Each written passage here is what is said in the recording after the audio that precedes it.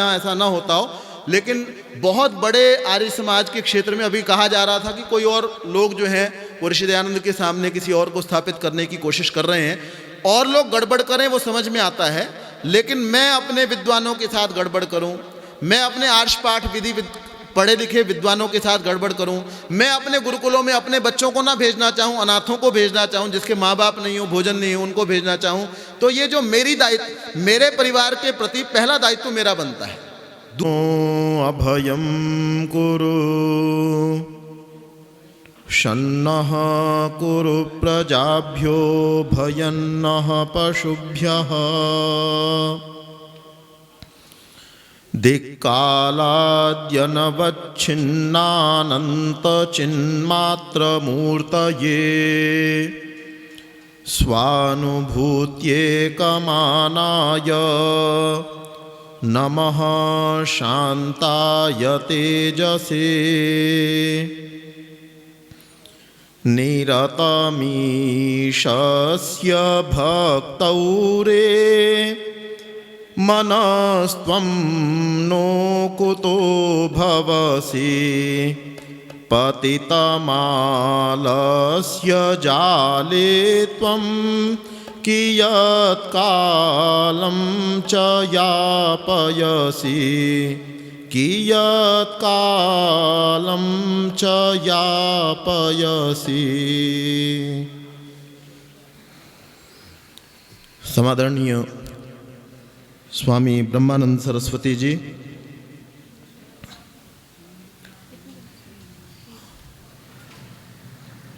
आर्य भजनोपदेशक परिषद के महामंत्री, बहुत ही सुविख्यात भजनोपदेशक श्रद्धेय डॉक्टर कैलाश कर्मठ जी, श्रद्धेया बहन अमृता आर्या जी, जिनके बहुत सुंदर भजनोपदेश का आप सभी अभी श्रवण करेंगे, मान्या बहन उषा आर्या जी, जिनके बहुत सुंदर भजनोपदेश का हम सभी अभी श्रवण कर रहे थे, आर्य पत्नी सभा हरियाणा के प्रधान मास्टर रामपाल आर्य जी, आपके सभी साथी जिनके बहुत ही सुंदर उद्बोधन का हम सभी ने अभी श्रवण किया, डॉक्टर रवि शास्त्री जी जो केंद्रीय विश्वविद्यालय से हमारे मध्य में पधारे हुए हैं, इस आर्य समाज के प्रधान पद पर आसीन श्रद्धेय महेंद्र कुमार आर्य जी, मंत्री वेद प्रकाश आर्य जी, कोषाध्यक्ष महेंद्र कुमार आर्य जी और कमर सिंह आर्य जी, जिनके माध्यम से मुझे आपके दर्शन लाभ करने का सौभाग्य प्राप्त हुआ है। बहुत सुंदर अभी विषय उठाए गए, जो मैंने कहना है वो थोड़ा बाद में आरंभ करूंगा। 2024 के लिए तैयारी की बात की गई और आर्ष पाठ विधि के संरक्षण की बात अभी कही जा रही थी। जो बात कही गई इसमें कोई संशय नहीं है कि जिस स्तर के विद्वान पूर्व काल में हरियाणा ने दिए या भारतवर्ष के अन्य प्रांतों ने भी विद्वान जो दिए, चाहे वो गुरुकुल कांगड़ी ने दिए या अन्य स्थानों से जो विद्वान हुए, उस स्तर के विद्वान आज नहीं है, इस बात में कोई संशय नहीं है। उस स्तर के विद्वान आज नहीं बन पा रहे।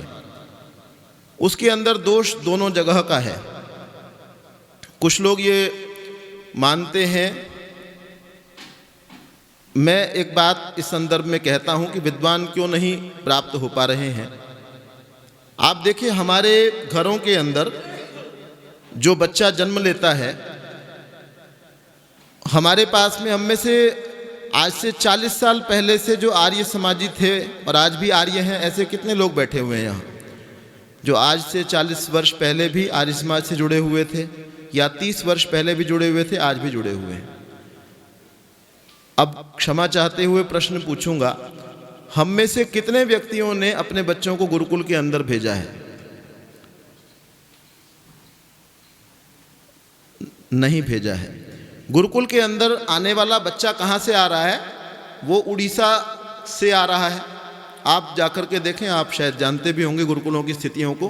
पहले जो बच्चा गुरुकुल के अंदर गया था, आप देखें, जब महात्मा मुंशी राम ने गुरुकुल की स्थापना की उस समय में जो बच्चे गए थे तो वो संभ्रांत परिवारों के बच्चे थे, संपन्न परिवारों के बच्चे थे, अच्छे परिवारों के वो बच्चे हुआ करते थे।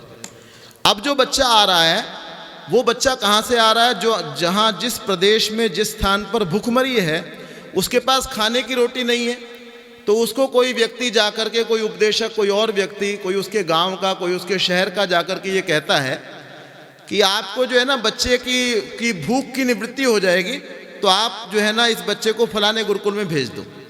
तो बच्चे का उद्देश्य वहाँ पर आने का क्या है? वो गौतम नगर में आए, वो झज्जर के अंदर आए, वो रेवली के अंदर आए, वो कहीं पर भी आए, लेकिन बच्चे का गुरुकुल में आने का उद्देश्य क्या है? उसके माता पिता का उस बच्चे को वहाँ डालने का उद्देश्य क्या है? कि इसकी भूख निवृत्त करने के लिए हमारे पास संसाधन नहीं है, कहीं पर इसकी भूख जो है वो शांत हो सकती है, तो वहाँ इसको भेज दिया जाए। अब जो बच्चा इस उद्देश्य को लेकर के गुरुकुल में जिसको भेजा जा रहा है, हम उससे ये आशा नहीं कर सकते कि वो वेद का बहुत बड़ा विद्वान बन जाए। मेरा उद्देश्य बम्बई जाने का जब होता है तो मैं बम्बई की ओर चलता हूँ, और मेरा उद्देश्य चंडीगढ़ जाने का हो तो मैं बम्बई की ओर जाऊँगा। इस बात की संभावना जो है वो कम होती है। हालांकि वहाँ जाने के बाद गुरुकुल के परिवेश के कारण कुछ बच्चे अच्छे निकल आते हैं, लेकिन मेरा निवेदन ये है, हम लोग जो संस्कार विधि को पढ़ते हैं, हमारे परिवार के अंदर बच्चे का गर्भाधान भी शायद करते हो हम लोग, और पुंसवन भी होता हो, सीमंतोन्नयन भी होता हो, जो विधि बताई गई है हमने हो सकता है उस विधि से 5 वर्ष तक के बच्चे को बढ़ाया हो, पाला हो। अब उसके बाद अगर आप उसको गुरुकुल के अंदर भेजेंगे तो उसके एक अच्छे वेद के विद्वान बनने की, एक अच्छे आर्य समाज के उपदेशक बनने की, एक अच्छे व्याकरण, निरुक्त और दर्शन इत्यादि को जानने की, उपनिषद के ज्ञाता बनने की संभावना अधिक होगी, बजाय उस बच्चे के जिसके माता पिता को संस्कार विधि का नाम नहीं पता था, जिसके माता पिता को सत्यार्थ प्रकाश का नाम नहीं पता था। उनको एक चीज़ पता थी कि मुझे भूख लग रही है और मेरे पास रोटी नहीं है। तो ऐसे बहुत सारे बच्चे, मैं नाम नहीं लेना चाहूँगा संस्थाओं का, ऐसे बहुत सारे बच्चे जब वो बाद में पढ़ करके निकल भी जाते हैं तो उनका उद्देश्य मात्र रोटी रह जाता है। रोटी मैं भी खाता हूँ, रोटी आप भी खाते हैं, गधा कुत्ता भी खाता है। रोटी खानी ही चाहिए, अच्छे से अच्छी रोटी खानी चाहिए, लेकिन रोटी मेरे जीवन का उद्देश्य नहीं होना चाहिए। मैं केवल रोटी के बारे में ही विचार करूं, रोटी को ही देखता रहूं, ये नहीं होना चाहिए। तो पहला एक कारण जो मुझे समझ में आता है, आर्ष पाठ विधि का जो कुछ ह्रास हुआ है उसका ये कारण बहुत बड़ा मेरे विचार से ये है। दूसरा एक कारण, आर्ष पाठ विधि से कुछ बच्चे पढ़ करके निकलते हैं, मैं उनका नाम ले सकता हूं, मैं उनको जानता हूं, जिन्होंने बहुत अच्छे ढंग से, एक कपड़े का व्यापारी मेरे साथ वो पढ़ा करते थे, आज वो कपड़े के व्यापारी नहीं है, कपड़े का व्यापार और बड़ा अच्छा व्यापार किया करते थे। अपने कस्बे में, आगरा के पास एक कस्बे में रहा करते थे, नाम मुझे पता है, हो सकता है अभी बोल भी दूंगा। तो कपड़े का व्यापार किया करते थे। उनके पिताजी आर्य समाज के बड़े निष्ठावान कार्यकर्ता थे। पिताजी की प्रेरणा हुई और वो गुरुकुल रेवली के अंदर आ गए। मेरे गुरुकुल रेवली में जाने से 2 वर्ष पहले वो गुरुकुल में आ चुके थे और अष्टाध्यायी कंठस्थ कर चुके थे। मैं जब गया तो उनको ये पता चला कि ये जो व्यक्ति है, मैं उनसे आयु में भी छोटा हूँ और रेवली में उनके बाद आया था, तो इस हिसाब से जूनियर हुआ। तो उनको ये पता चला कि ये व्यक्ति जो है ना, इसका उच्चारण ठीक है, ये मेरे जो अष्टाध्यायी के उच्चारण की अशुद्धियाँ ये ठीक करा सकता है। तो वो मेरे पास आकर के मेरे से बात कर लिया करते थे अपना उच्चारण शुद्ध करने के लिए। हालांकि आयु में भी बड़े थे और सीनियर भी थे, तो निष्ठावान व्यक्ति था, अपना बिजनेस छोड़ करके आया हुआ था, चाहे वो बिजनेस 2 रुपये का हो चाहे 2 करोड़ का हो, लेकिन वो छोड़ करके आए थे और यहाँ पर आ गए। और यहाँ आने के बाद में उन्होंने बहुत अच्छे ढंग से पढ़ाई की। यदि हम में से कोई संस्कृत जानता होगा और उनसे जाकर के मिलेगा तो वो आप जान पाएंगे कि वो किस स्तर की संस्कृत को जानते हैं। उसके बाद संस्कृत पढ़ने में उन्होंने अपने जीवन के 8-10 वर्ष लगाए, 8-10 वर्ष रेवली के अंदर रहे। उसके बाद किसी ने कह दिया जी आप इंग्लिश पढ़ लो तो आपको अमेरिका के अंदर स्थापित कर देंगे। मैं किसी की निंदा नहीं कर रहा, वो भी अच्छे लोग हैं जिन्होंने ये कहा था। तो उनको इंग्लिश पढ़ने के लिए देहरादून में तपोवन के अंदर वो चले गए कि ठीक है कोई बात नहीं, ये पढ़ लिया, आप इंग्लिश भी पढ़ लेते हैं।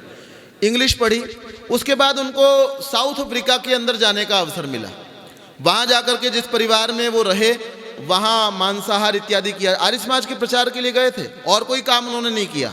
आर्य समाज के प्रचार की दृष्टि से गए साउथ अफ्रीका के अंदर, वहाँ मांसाहार होता था और उनका भी भोजन उसी फ्रिज में रखा जाता था जिसमें बाकियों का मांस इत्यादि रखा जाता था।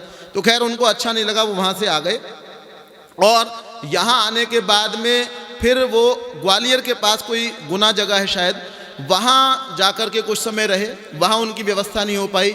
उसके बाद पतंजलि के अंदर जाकर के रहे। अब वो हरिद्वार के अंदर ही हैं और अपने ढंग से बड़ी मुश्किल से उनका जीवन जो है वो चल रहा है। तो मैं इस बात से, ये एक व्यक्ति की कहानी जो मैं जानता हूँ, उन व्यक्ति को आप चाहेंगे तो मैं मिलवा दूंगा उनको, और अच्छे योग्य व्यक्ति हैं। हम अपने विद्वानों को संभाल भी नहीं पा रहे हैं। यहाँ पर आकर के मैं आपको कहानी सुना दूँ तो आप कहते हैं जी ये तो बहुत बढ़िया आदमी है, भाई बहुत बड़ा विद्वान है। कहानी सुनाने वाले व्यक्ति को, और हो सकता है वो कहानी मैंने ओशो से पढ़ी हो, वो सुना दूं, उसके ऊपर ताली भी हो सकती है, उसके ऊपर बहुत बड़ी दक्षिणाएं भी हो सकती हैं। लेकिन आर्य समाज के, मैं आपसे जानना चाहूं कि आर्ष पाठ विधि पढ़े हुए कितने अच्छे विद्वानों को आप जानते हैं, तो शायद आप नहीं जानते होंगे। और वो यहाँ आकर के आपके बीच में बैठा भी होगा तो भी आप उसको पहचानते नहीं होंगे। तो हम अपने विद्वानों को जो वास्तव में आर्ष पाठ विधि के संरक्षण में लगे हुए हैं और भावनाओं से प्रेरित होकर के, इस कारण से नहीं कि मैं भूखा मर रहा था इसलिए गुरुकुल चला जाऊं, जो ऋषि दयानंद की सेवा करने के लिए, वेद की सेवा करने के लिए आते हैं, उनके संरक्षण का दायित्व भी, उसकी भी व्यवस्था हमारी सभाओं को, और सभाएं हम सबसे मिलकर के ही बनी हुई हैं। तो हम सबको ही ऐसी व्यवस्था एक बनानी चाहिए कि जब वो पढ़ लें तो उनके बाद उनका जीवन किस प्रकार का हो, उनको अपने जीवन को बिताने में कोई परेशानी ना आए, ये हमको इस बात का ध्यान करना चाहिए। एक बहुत बड़ी नामचीन महिला हैं और आर्य जगत की बहुत बड़ी विदुषी हैं, पाणिनि कन्या महाविद्यालय में बहुत समय पढ़ाती रहीं, नाम उनका भी मैं नहीं ले रहा, अभी भी गुरुकुल चला रही हैं, बहुत अच्छा गुरुकुल चला रही हैं। तो वो परिवार में पानीपत में हमारे घर आई हुई थी। मेरी माताजी भी गुरुकुल से पढ़ी हैं, मेरे पिताजी भी गुरुकुल से पढ़े, मैं भी गुरुकुल से पढ़ा हूँ। तो परिवार में आई हुई थी और जो ऋषि दयानंद ने पाठ विधि लिखी है वही पढ़ी है। गुरुकुलों में भी आजकल बहुत कुछ पढ़ाया जा रहा है, हम लोगों ने और ही पढ़ा, जो ऋषि दयानंद ने लिखा है वैसा पढ़ा है। तो वो परिवार में आई हुई थी और परिवार में आई हुई थी तो उन्होंने अपनी वेदना को व्यक्त किया, उन्होंने अपना कष्ट बताया। तो वो क्या बताने लगी, वो कहती हैं कि शंकराचार्य एक बच्चे को बचपन में घोषित कर दिया जाता है। मैं किसी पौराणिक की प्रशंसा नहीं कर रहा, लेकिन कोई बात, किसी के अंदर कोई गुण हो सकता है, मेरे अंदर कोई दोष हो सकता है। तो शंकराचार्य एक बच्चे को बचपन में घोषित कर दिया जाता है, जब उसको कहा जाता है भाई आज से तुमको, अब उसके बाद उसका पढ़ने पढ़ाने का इस सब चीज़ का काम होता है। उसको भोजन कौन बनाएगा, उसके कपड़े कौन धोएगा, उसको अपने कपड़ों की चिंता नहीं है, कपड़े कहाँ से खरीदे जाएंगे, कपड़े कौन धोएगा, भोजन कौन बनाएगा, सारी चिंताओं से उसको निश्चिंत कर दिया जाता है। और वो बहुत बड़ी विदुषी, जिनका नाम आप सभी शायद जानते हों, वो ये कह रही हैं कि आज भी हमसे ये अपेक्षा की जाती है, अगर हमारा सूटकेस किसी और ने उठा लिया, उनकी आयु शायद 50+ 50 से ऊपर है आयु, और वो कहती हैं कि आज भी हमसे ये अपेक्षा की जाती है कि आप अपना सूटकेस खुद उठा करके चलें। तो ये हमारी कहीं ना, ये तो बहुत बड़े नामचीन लोगों की बात है, बहुत बड़े विद्वानों की बात है। सामान्य विद्वान की तो हम क्या कथा कहें, तो हमको अपने विद्वानों का सम्मान करना आना चाहिए। अभी मास्टर रामपाल जी डॉक्टर धर्मवीर जी का नाम ले रहे थे, तो डॉक्टर धर्मवीर जी एक परिवार के अंदर जाकर के बैठे थे, और परिवार में जाकर के बैठे थे तो वहाँ पर जो लड़की आई हुई थी वो ईसाई परिवार की आई हुई थी, बहू जो बनी थी, आर्य परिवार था, लड़का आर्य था, परिवार आर्य था, बहू ईसाई परिवार की आई थी, ईसाई परिवार से आई थी, लेकिन अब आर्य बन चुकी थी। तो उन्होंने एक प्रश्न किया उस बच्चे से, उस गुड़िया से ये प्रश्न पूछा, कह लगे बेटा एक बात बताओ, तुम पहले ईसाई परिवार के अंदर थी और इस समय तुम आर्य परिवार के अंदर आ गई हो, तो तुमको इन दोनों के अंदर, इन दोनों परिवारों के अंदर ईसाइयत में और आर्यत्व में क्या अंतर लगा? उनको भी बातचीत करने की आदत थी, हर एक से बात कर लिया करते थे। तो कहने लगे तुमको क्या अंतर लगा बेटा? तो वो बहू क्या कहती है, वो कहती है कि ईसाई परिवार में, जिस परिवार में पहले थी, उसमें जब पादरी जी आया करते थे, फादर आया करते थे, फादर कहते हैं उनके यहाँ, तो ऐसा लगता था जैसे भगवान आए हों। और हमारे यहाँ आर्य परिवार में जब पुरोहित आता है तो सब ऐसा उसके साथ ट्रीट करते हैं जैसे कोई नौकर आया हो।